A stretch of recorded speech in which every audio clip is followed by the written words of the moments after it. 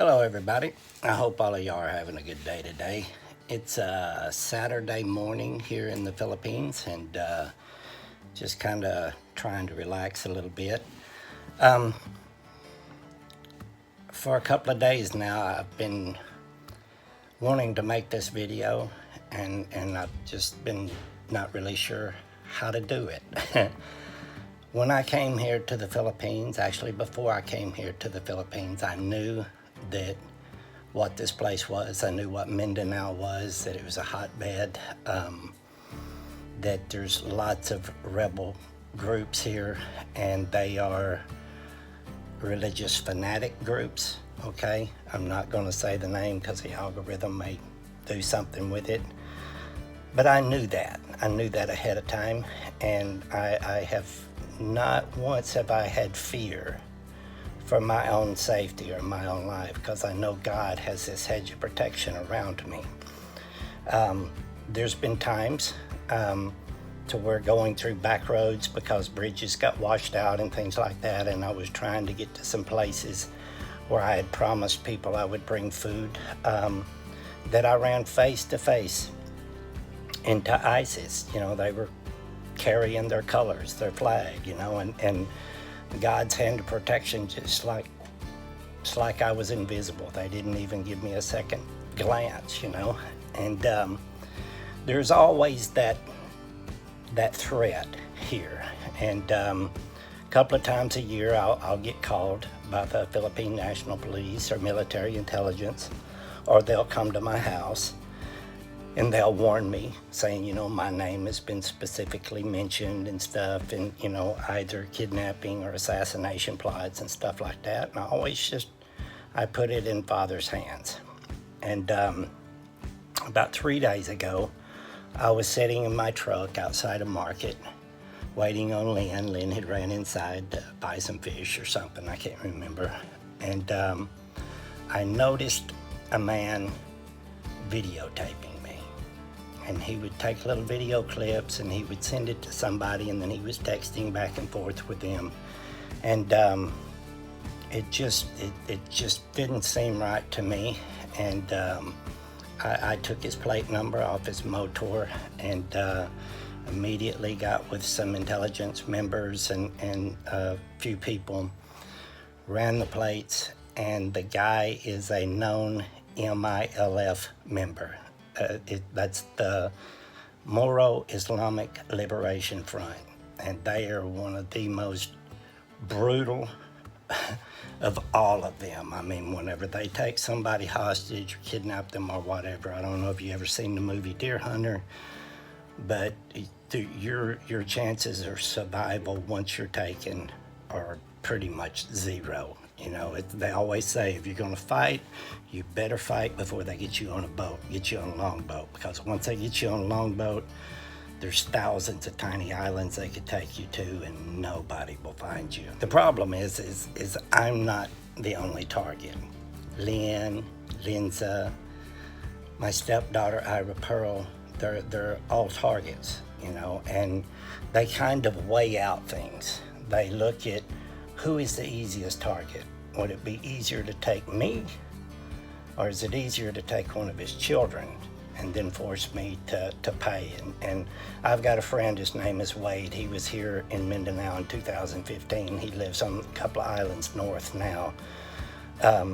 They wanted to start a fish boat company here, and he was going to use the proceeds to feed people. And when they were out, they had a couple of boats, and his business partner was a barangay captain here. And they came out in longboats chasing them, and my friend, his boat was faster and they had more firepower. And they got away, but his friend didn't. And they were demanding $1 million American, and they couldn't raise the money. And so a few weeks later, they sent his friend back in 2 bags, his head in one bag, his body in the other. And these guys are pretty serious. I'm not really worried about myself. I more worry about my family. I have to believe that Father has us in his hands and his protection.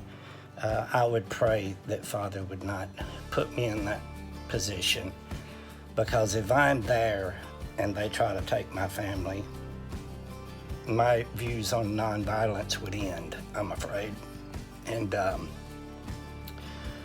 I'm sure it would not go well for both sides. And I'm praying, and I ask that you guys would pray for us as well, that I don't get put in that situation to where I have to do that, because when it comes to my family, my flesh, it will most likely take over. I've got friends here, military intelligence people and everything. They were telling me yesterday, they said if they come, they try to get you to just remember your training, you know.